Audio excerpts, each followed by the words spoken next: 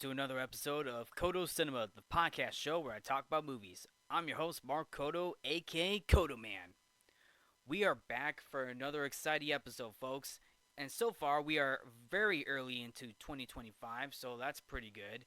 Although, yes, there are other things going on out in the world, but how about we sit back and talk about movies, shall we? So, anyway, you're all probably wondering what movie I'm going to talk about. Well, apparently, if you saw the title of the movie that I'm going to talk about, you got that right because the movie that I'm going to talk about is a 2024 American animated musical fantasy comedy film called Spellbound. Spellbound is directed by Vicky Jensen and co-directed by Jorge Blanco from a screenplay by Julia Miranda and the writing team of Lauren Hynek and Elizabeth Martin, based on a story conceived by Jensen, Hynek, and Martin. It features musical numbers and, of course, musical score by Alan Menken, with longtime collaborator and lyricist Glenn Slater. This movie, Spellbound, was animated by Skydance Animation, and the film features the voices of Rachel Zegler, John Lithgow, Jennifer Lewis, Titus Burgess, Nathan Lane, Javier Bardem, and Nicole Kidman. This movie is set in the world of magic known as Lumbria. The story follows Princess Elian, who is voiced by Rachel Zegler, who must break the spell that has turned her parents, who are being played by Javier Bardem and Nicole Kidman, into monsters and split her kingdom in two. Now, on paper, that actually sounds like a good idea, but after watching this movie, oh boy, it will split you apart. It will split you in two, all right. And to be honest, it did for me. And this episode will be a bit of a rant because this movie Spellbound really split me into two, where I kind of liked it and I didn't like it. Well, yeah, and this is the whole reason why this movie split me in two, right? but but anyway, let's move forward. The project, funny enough, was actually initially titled Split, and it was announced in July of 2017, shortly after Skydance Animation was formed in March of 2017, with Paramount Pictures scheduling distribution for 2019. The film subsequently underwent changes, such as release dates, with Jensen later announced as the director, and the film's title changed to The Unbreakable Spell, before eventually getting to its current title. Although the film was acquired by Apple TV Plus in December of 2020, it wasn't until Netflix took over the rights in October 2023 and much of the main voice cast, including Rachel Zegler, signed on in June of 2022, with Zegler being casted in April of 2022. However, the production alone was done remotely during the COVID-19 pandemic. And the film was released on Netflix on November 22nd of 2024. And the end result of this movie was mixed. A lot of people were split down the line. And knowing the fact that the film's title was originally called Split, it has a lot of meanings to it, and for what I saw in this movie, really, really says it all, if you know what I'm saying. But the fact that they retitled this movie to Spellbound does raise a lot of questions. Also, while I'm at it on Spellbound, there was even a movie by Alfred Hitchcock called Spellbound. How can an animated movie titled Spellbound has the same name of an Alfred Hitchcock movie that came out in 1945? Let me delve into a little bit of that one. So Spellbound, Alfred Hitchcock's Spellbound, is a 1945 American psychological thriller directed by Alfred Hitchcock and starring Ingrid Bergman, Gregory Peck, and Michael Chekhov. It follows a it, follow, it follows a psychoanalyst who falls in love with the new head of the Vermont hospital in which she works, only to find that he is an imposter suffering amnesia and potentially a murderer. That seems weird to me. I mean, You got a movie that came out in 1945 titled Spellbound, and then there's another movie that came out in 2024 titled Spellbound, but more of an but that one, the one that came out in 2024, had more of a kids movie feel, right? So that's pretty weird, if you know what I'm saying, right? I'm pretty sure there's other movies besides the one that Alfred Hitchcock did had the same title too, but that kind of blows my mind too. There's like several movies out there that have the same name but with different plot elements, right? But I thought I'd bring this up because when I was looking up the Spellbound movie that came out in 2024, the one with Alfred Hitchcock that came out in 1945 popped up too, and I was like, what the heck is that? Seems pretty weird to me, but anyway, let's move forward. Let's move forward. Now, of course, like I said, the movie received mixed reviews, and a lot of people were really split on this movie. Like some people liked it, some people did not. And I'm going to break down this movie too because I do have my own opinion on this movie because this movie really split me in half. Because I saw this once, I did not like it. I really hated this movie the first time watching this. And yes, I actually saw this movie twice. First time watching it, I hated this movie. I did not like the story. The comedy was bad, and on top of that, the writing itself, the writing in this movie was not that great either. Like I could see where the writers were going for, but at the end of the day, Spellbound, uh, the animated film, Spellbound was really just a Walt Disney ripoff. And I'm gonna be honest with you, that's just stretching the bar because this is Skydance Animation's second movie from their animation company, right? Because Skydance Animation was founded in March of 2017, and of course, John Lasseter, who used to work for the Walt Disney Company and Pixar, is the head of animation for Skydance Animation. And of course, from what I heard about John Lasseter, he used to work for. I mean, like I said, he used to work for Walt Disney and Pixar. Unfortunately, in 2018, Disney announced that John Lasseter would be leaving the company at the end of the year when his contract expired, and of course, he took on a consulting role for the rest of the Disney animated movies that came out like in the late 2010s. And this was also brought up to the attention to the reason why he left is because Lasseter took Lasseter because John Lasseter had a history of alleged sexual misconduct toward employees, and I'm pretty sure that's one of the reasons why he left the company. Like, it didn't specify if he was fired. All it said was Disney announced in 2018 that John Lasseter will be leaving the company at the end of the year. That's it. And I'm not gonna dive into that detail about John Lasseter is involved with this movie, Spellbound, the animated movie for Skydance Animation. So anyway, let's talk about this movie. So let's dive into this movie, shall we? So the movie opens up in this magical kingdom of Lumbria, where Princess Elian has to deal with the fact that her parents, King Solon and Queen Elsmere, had been transformed into feral monsters a year ago, following a journey into the dark forest of eternal darkness. And of course, royal advisors Ministers Bolinar and Nazara Prone help her supervise and hide the monsters for the public, but without any success of transforming them back. And they think Elian should become the new queen since she will come of age on her 15th birthday. Okay, so this is basically the opening of this movie, right?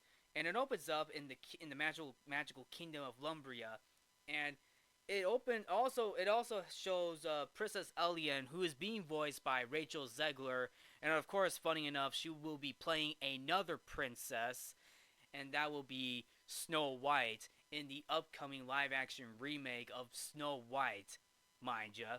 Yeah, that movie's a thing. And right out of the gate, I'm just gonna say this right now. Disney should have cut their losses on that movie. Like, why are we getting a live action Disney remake of Snow White and the Seven Dwarfs? The movie that came out in 1937 is a classic, and with the live action remake that is coming out, I have a bad feeling about this, but that's a different story. So, yeah, so Rachel Zegler is playing two different princesses, but the second one will be from the Walt Disney Company. So yeah, but anyway, it does open up with Princess Elian and her friends. They're basically riding these Gryffindor-like creatures into the kingdom of Lumbria, and I'll be honest with you, the world of Lumbria is pretty cool. The animation for it is good. I really like the animation in this movie. However, it does have a bit of a Disney feel to it, if you know what I'm saying, right? Because for those of you who have seen this movie, and it's on Netflix by the way, this movie is just basically a Disney ripoff. It's just basically being Disney rather than being its own movie, right? I don't mind this movie having elements from Disney, but why can't this movie act like it's an original idea, right? Instead of, hey, this is a fan, hey, we're gonna do this movie, we're just gonna add a lot of Disney elements to it, if you know what I'm saying, right? I'm not even kidding. Like the kingdom of Rome, you see this kingdom, it reminds me of Rapunzel's castle, including Arendelle from Frozen, right? Except they're both combined into one kingdom. Just a little bit. You kind of get the feeling like, am I watching a Disney movie or a Netflix Skydance animated movie, right? And mind you, Spellbound is the second Skydance animated feature film following the animated film Luck, which came out in 2023, to which was distributed by Apple TV. I'm just sitting there like, why am I watching this? What is with this movie feeling like a Disney movie, right? It reminds me of better Disney movies, but at the same time, it's still pretty cool to look at. And of course, Princess Elian is basically the princess, and we find out right away that her parents are monsters, feral monsters, and there's barely even any build up to how they became monsters, and that is explained in a musical number, right? Like, it's explained in a musical number that was actually provided by Alan Menken, and Princess Elian is just explaining the backstory of what happened to her parents. Like, her parents turned into literal monsters. In fact, that's the name of the songs. My parents are monsters. Like, that's the thing of this movie, right? That's what's going on in this movie, and I'm just like, what? We're being introduced to Princess Elian's parents right away, and I'll be honest, the design for the monsters are pretty nice, but I'm just like, what's the point of them being turned into monsters, right? I don't get it. We see the parents in human form when they walked into the forest, but suddenly there's this magical dark twister that turns the king and queen into monsters, and I'm just like, really? Like, really? Like that? Just like that? Even Elian's surprised by it too. And the entire time throughout this musical number, and by the way, just to add insult to injury, I actually face palmed myself when I listened to this song. Because the first lyric is just basically, this is Elian introducing her world to the audience. Like, you hear Princess Elian saying, "This is my world, welcome, I guess," and I just face palmed myself. And I'm just like, oh, are we actually doing this? Is this what we're doing? Is this what I'm watching? Like, I knew this is basically a Disney ripoff, and it does give me the feeling of the Welcome to the Family Madrigal from the Encanto movie. After that first lyric, like, oh my goodness! After the first bar, I'm just like, oh my goodness, this is where we're going. But anyway, for all the film's problems, I believe Rachel Zegler did a good job voicing Princess Elian.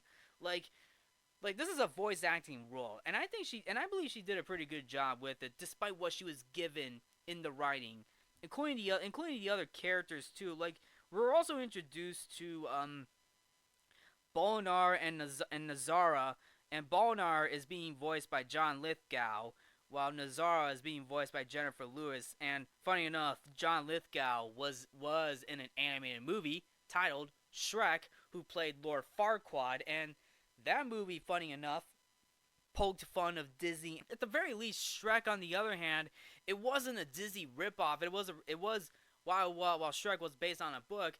At the very least, there were like characters. There were characters in the world of Shrek that poked fun of Disney, right? All the fairy tale creatures, like you see the fairy tale creatures in Shrek, they're basically they're basically Disney like characters. This movie, on the other hand, Spellbound, is just basically a Disney ripoff. I'm sorry, come on. But anyway, let's move forward. Um, but yeah, we get this musical number where Princess Elliot introduced us to the parents as monsters, and then of course, she tried to come up with a last attempt to bring her parents back to human form. So she arranged a meeting with two oracles, with two deities named Sunny and Luno, who are basically oracles of the sun and moon respectively. Sunny is being played by Titus Burgess and Luno is being played by Nathan Lane. Being introduced to the two through like a special message where this messenger just brings a pigeon along who holding this note, and he rambles on with this long message saying, now as you know, blah blah blah, this whole kingdom, blah blah blah, and so forth. By the way, my pigeon's gonna turn into stone. Like, really, yes, the pigeon that is holding the small notes in his beak turns into stone. And is that supposed to be funny?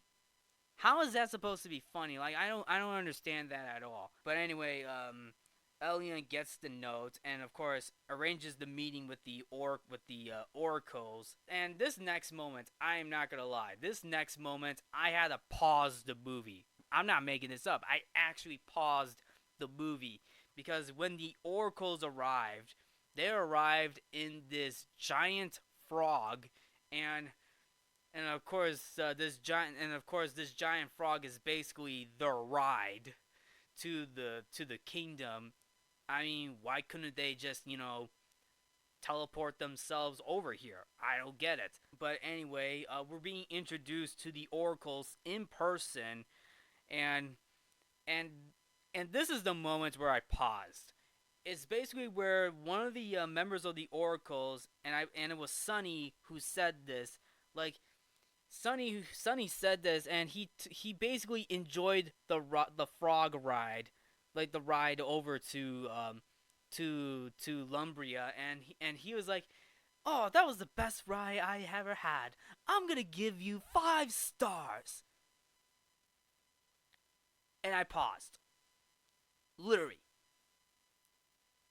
I actually paused at the moment when Sunny gave the frog 5 stars for the ride, getting 5-star ride, and I'm just like, I was just done at that point. Like, I was literally done. Like I was done at that point. Like, I actually cringed at that moment when Sunny gave the frog 5 stars, and I just paused at that moment, and I got up from my chair and walked to the other side of the room, thinking to myself, why?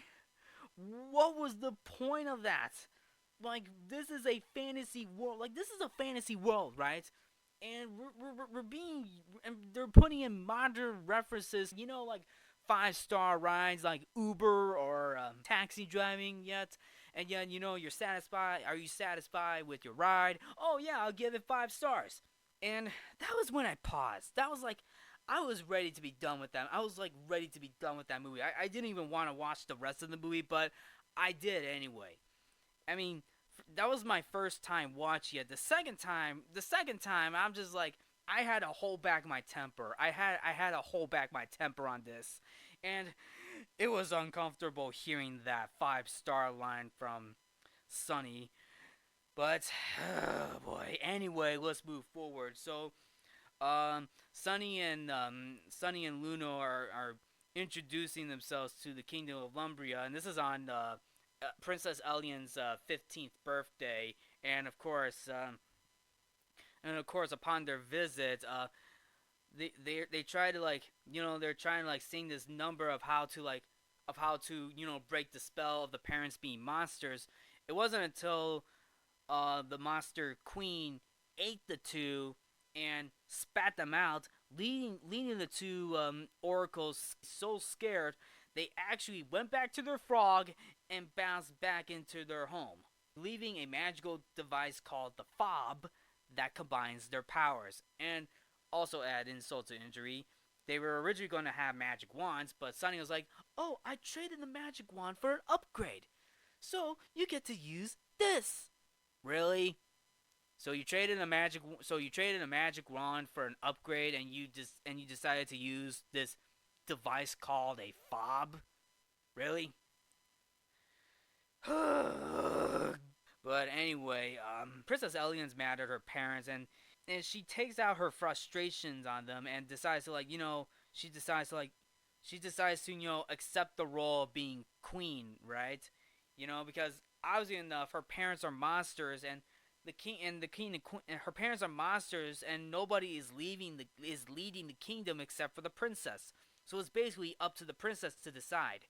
And we do get a nice moment. We do get a nice musical number with Princess Elian, and this musical number is actually a good musical number. The name of this musical number is called "The Way It Was Before," Rachel, Rachel Zegler sung, and it was actually a very good musical number. And I know I already said that this movie feels like a Disney ripoff, but at the very least, this actually feels very Disney-esque. And this musical number is actually not bad. I actually enjoyed this musical number. I really, really enjoyed this musical number because this is basically her lament on why things are so different now since her parents are monsters, and she's basically thinking back to how her parents raised her. And it's a very good and it's a very heartwarming musical number, and it gets epic and it gets real good too. Like, the music alone from Alan Menken is real good. It does give you that Disney vibe to it. And and I'll be quite honest, I really enjoyed that musical number. And of course gives you the sense of what Princess Elian's parents were like before they returned into monsters. They were very caring parents to Princess Elian.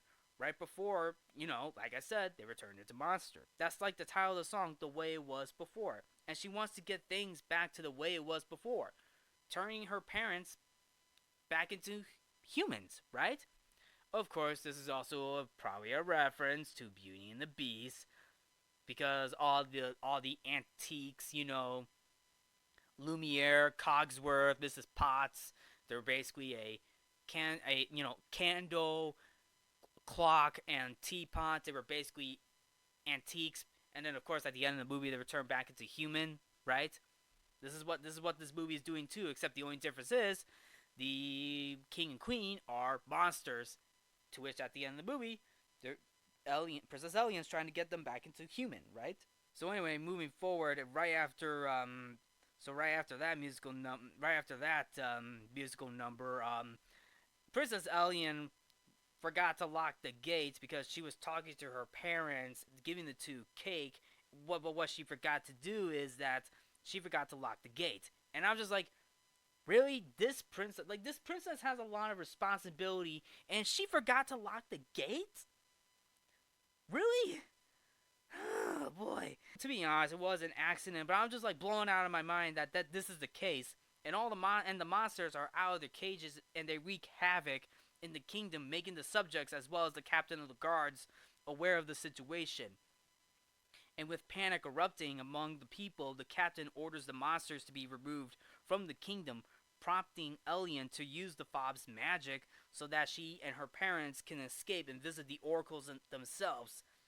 And another thing to point out, like, it was revealed that the monsters are the parents, and the captain of the guards was surprised, and she talked to the captain of the guard, who is being played by Olga Meredith, and she told Nazara and Bolinar, you guys should have told me this. But why didn't you guys tell me this before?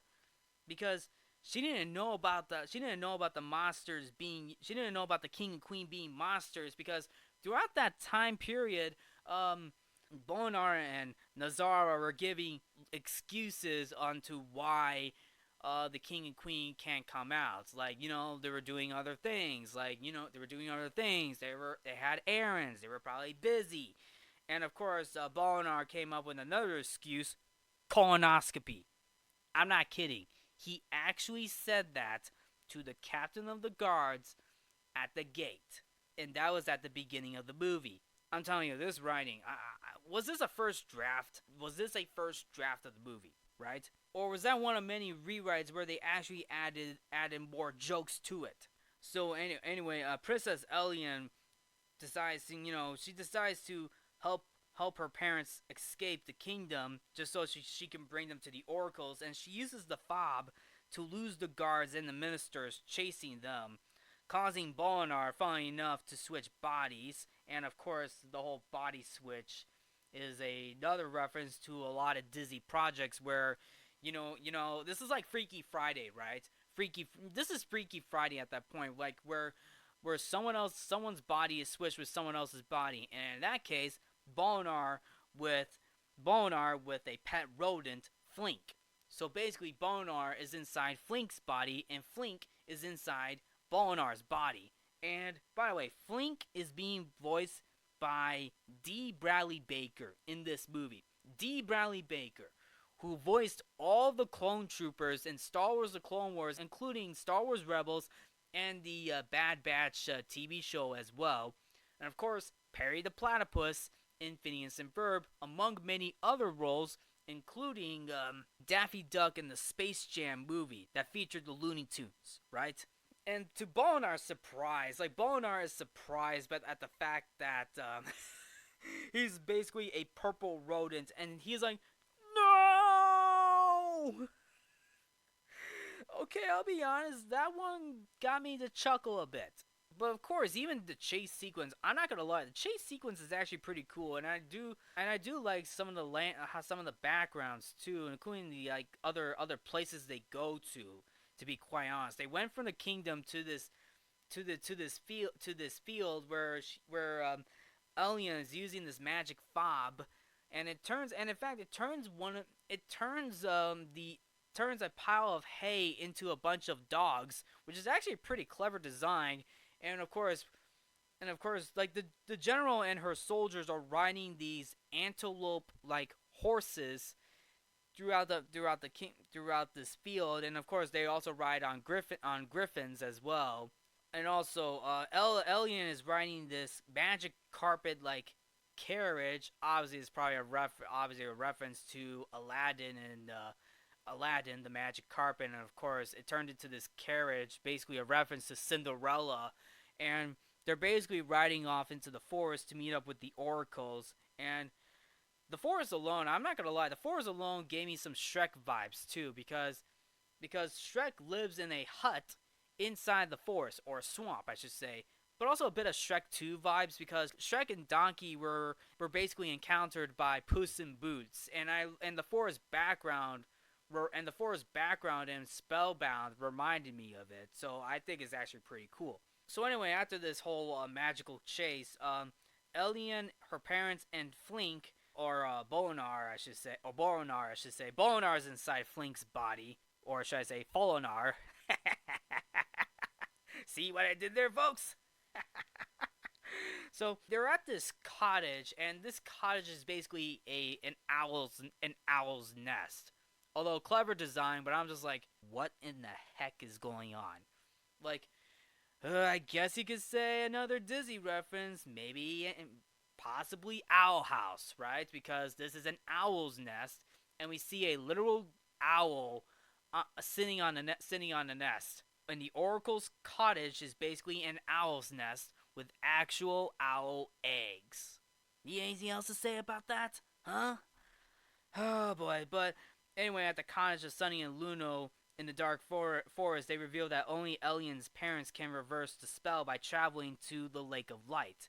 And we do get a pretty fun musical number of Sunny and Luno explaining to Elian about going to the Lake of Light. And the design of Lake of Light is actually pretty clever, although it does look a little familiar. It does look a little similar to Sauron's tower for the Lord of the Rings a little bit, but But the only difference is this huge tower in Spellbound is just basically hands, right? Hands that have the magical ball of light, right? The design for it is pretty clever, so I'll give the film some credit to it. But but anyway, let's move forward. During the journey, the king and queen regain their ability to talk, but not the memories of their former selves. And this is a part of the movie that I actually liked at this point because whenever the heroes are moving forward with their journey, both the king and queen are starting to regain a little bit of themselves. Like for example, they go under this log where their voices can be heard inside this log. There are these blue sound waves bouncing off the walls, and I find that pretty clever too because we started to hear a little bit of the voices of the king and queen a little bit. However, there was a bit of an argument going on between the monsters, and of course, their sound waves turned red, which means bad feelings, right?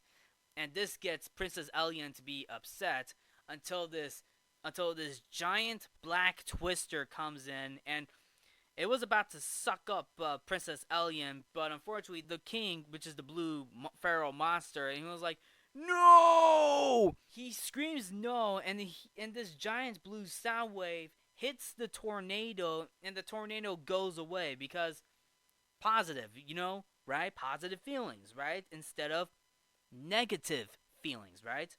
And of course, the monsters are talking, meaning like, oh, they're starting to get their that indicates that the king and queen are starting to get their voices back a little bit. And I'll be honest, the writing for the monsters, well, I can see where they're coming from, but the jokes for these monsters are not that great either. Like, we get this body liquid joke from the king, right? And he's like, "Oh wow, I got some body liquid inside me," and I'm just like, "Oh, really? We're making a pee joke?"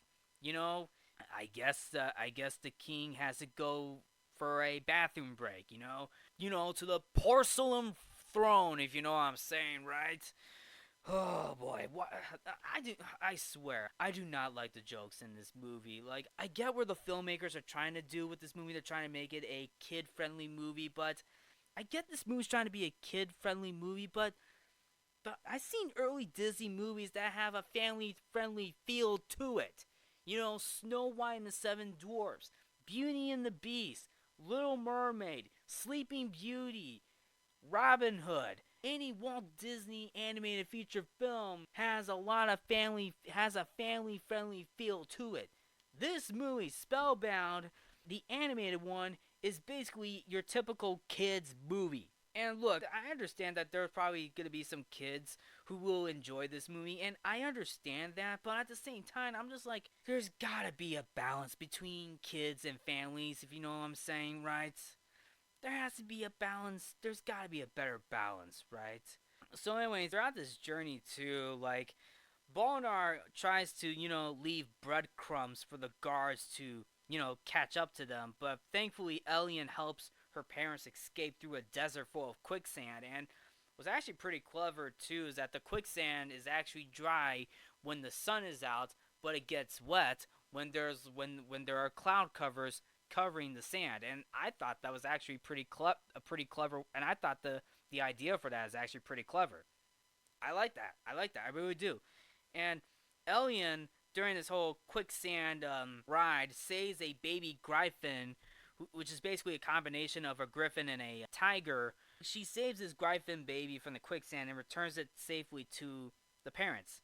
And of course, Solon and Elsmere remember what it is to be a parent and finally recognize Elian as their daughter. And I'll be honest, there is another funny bit where Elsmere is just saying like, oh, is trying to saying like, oh, so I'm your daughter, right? But Elian's like, no, no, no, no, no, no. Elian is the daughter. Elsmere is the mother.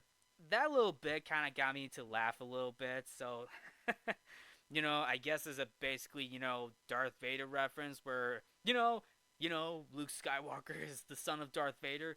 No, I am your father. No,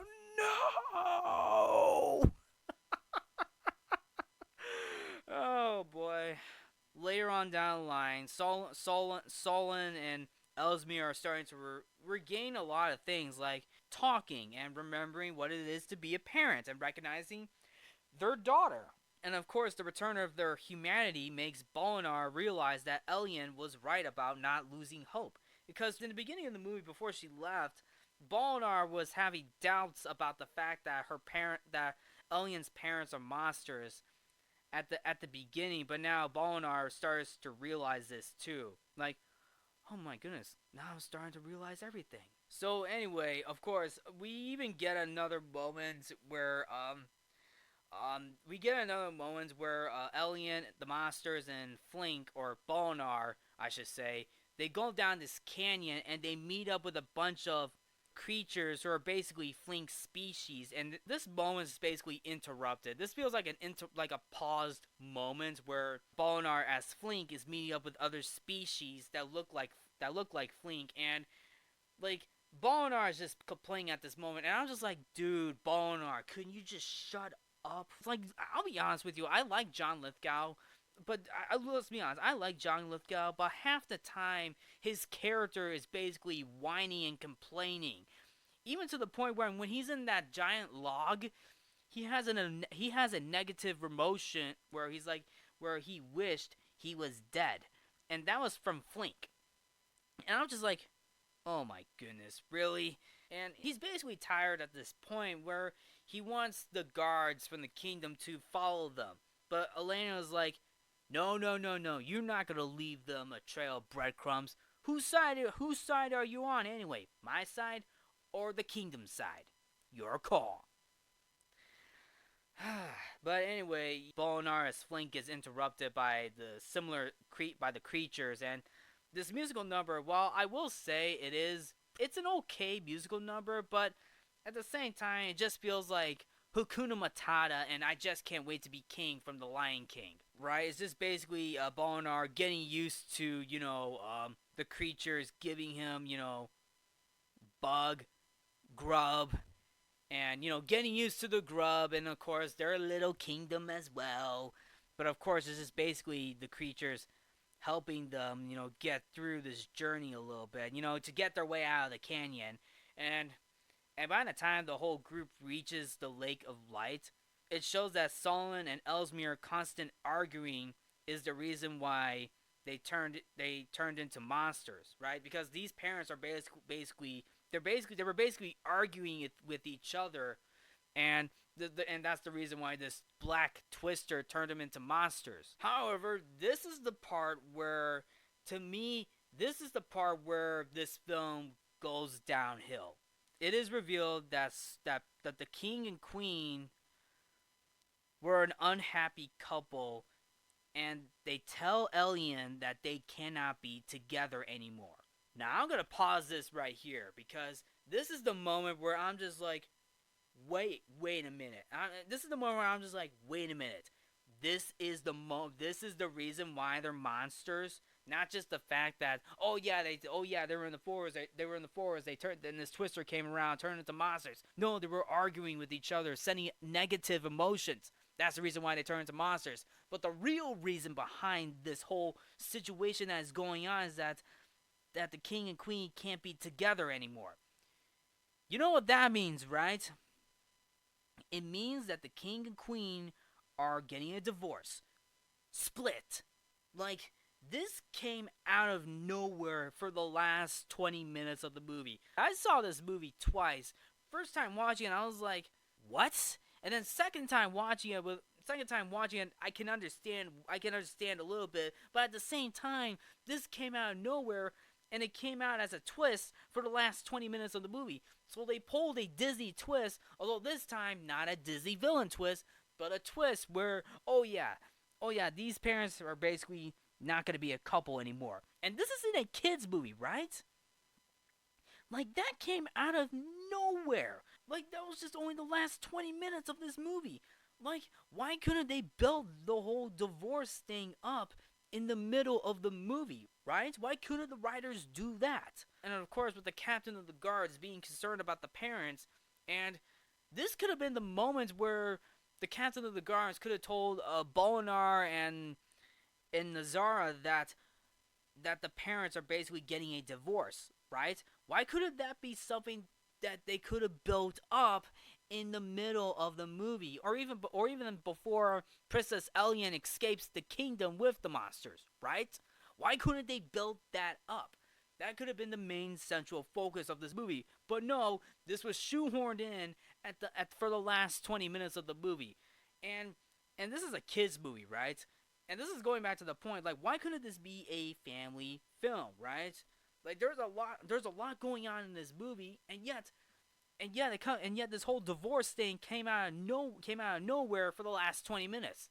And that probably explains why the original title of this movie was called Split, because Princess Elian's parents were basically going for a divorce. Why couldn't they stay with that title and build upon that plot point into this movie in the middle of the movie? I mean, my goodness. I mean, even Sesame Street tackled the divorce topic in one of their episodes where it was revealed that Abby Cadabby's parents were divorced, and that was in a kids TV show, and that was handled well, and that was actually handled very well because there was a lot of time, thought, and effort put into that. This twist, on the other hand, just came out of nowhere. Although I guess you could say part of this movie kind of hinted in that way, even though the king and queen were arguing, but at the same time, parents argue too. Parents argue, and some point in their life, parents are going to have arguments, and that's a thing that happens in the lives of parents. And of course, sure, it could lead up to the point where they can split, but in this movie, it just feels out of nowhere. I'm really sorry. This is the moment where the film goes downhill with the whole twist of the fact that, oh yeah, the king and queen are gonna split, divorce, gone, bye bye. You know, even Elian is upset at this moment. Let's get back into the rest of this movie. I want to wrap this up. So anyway, Elian is mad. She is angry. She's like, "Oh, so you can't be together, right? And what's gonna happen to me? I spent my entire life raising myself. Like, yeah, Princess Elian had to raise herself. Knowing the fact that her parents are monsters. Like, throughout that year, she raised herself. And she's mad, letting her anger out. Even her parents were like trying to cheer her up, saying that they still love her no matter what. And you know what? That last part, even though they have split, they still love her.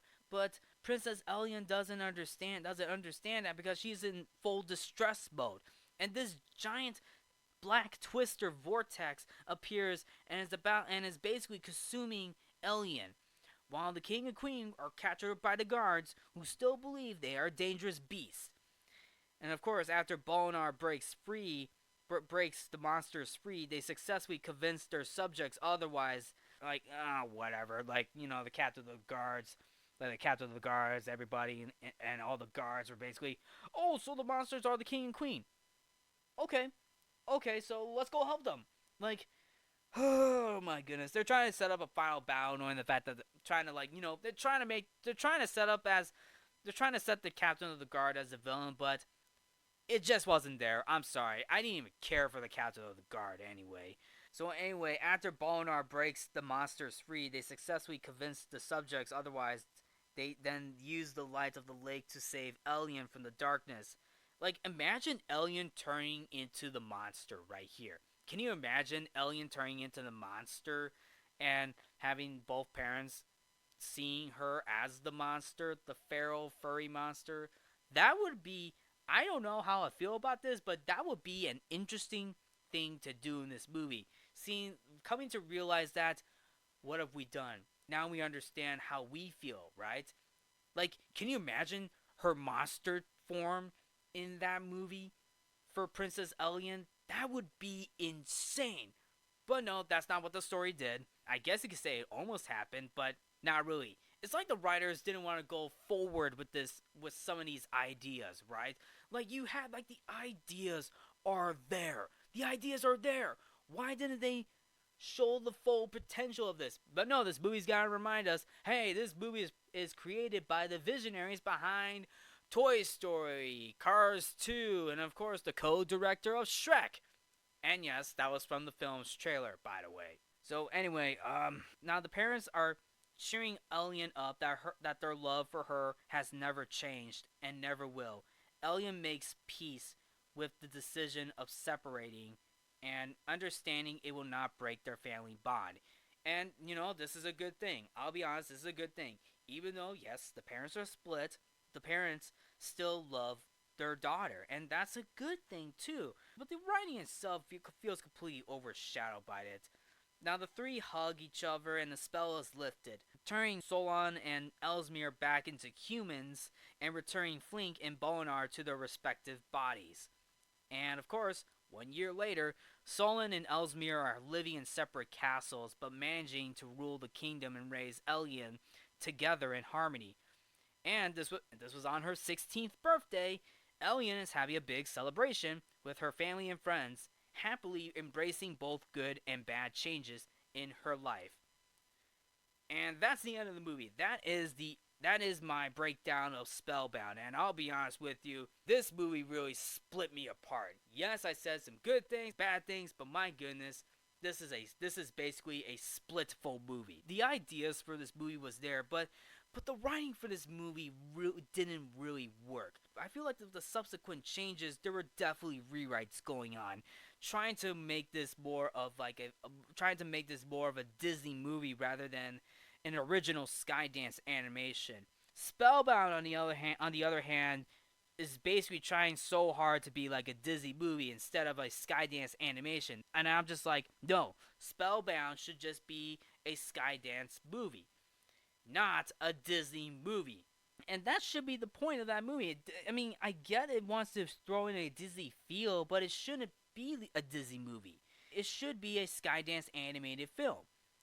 And while I do appreciate the animation and the voice acting was pretty good despite the writing they were given, and I'll be honest, the songs in this movie, like I know I explained a couple of songs in this movie, but there were 10 songs in this. Like obviously, Parents Are Monsters is one of them. And of course, the Oracles is trying to sing their own song as well. Like it's called like How to Break the Spell, and of course, Look for the Light. And the Look for the Light one that both Nathan Lane and Titus Burgess sang, it was actually pretty good. There was also Remembering, I Could Get Used to This, which is actually the name of the song that John Lithgow sang during his confrontation with all those little creatures that look like Flink, if you want to sing. And then there was an emotional song from Rachel Zegler about What About Me, and this was during the whole Lake of Light conversation before that Twister came by. After the whole reveal of, oh yeah, the parents are going to split. And then there was also The Way It Was Before, and a bolo of other songs too. And I'll be honest, listening to these songs for the first time, The Way It Was Before was the only song I like. Listening to it again is actually not that bad. Sometimes you gotta give it a second chance. Like, okay, I'll give it another chance, and I'll be honest, the songs are not that bad. The songs are not that bad. And of course, the second time watching this, I was still split down the line. And with the songs, Alan Menken wrote these songs, and like I said, the second time listening to them, I think the songs are not that bad. They're not Oscar-worthy songs. I mean, it just tried too hard to be, Disney, and I get that Alan Menken's trying to like remind us, hey, I'm involved with Disney. Here are the songs I have. They got a good Disney feel to it, right? But they're not bad songs. They're just not that great.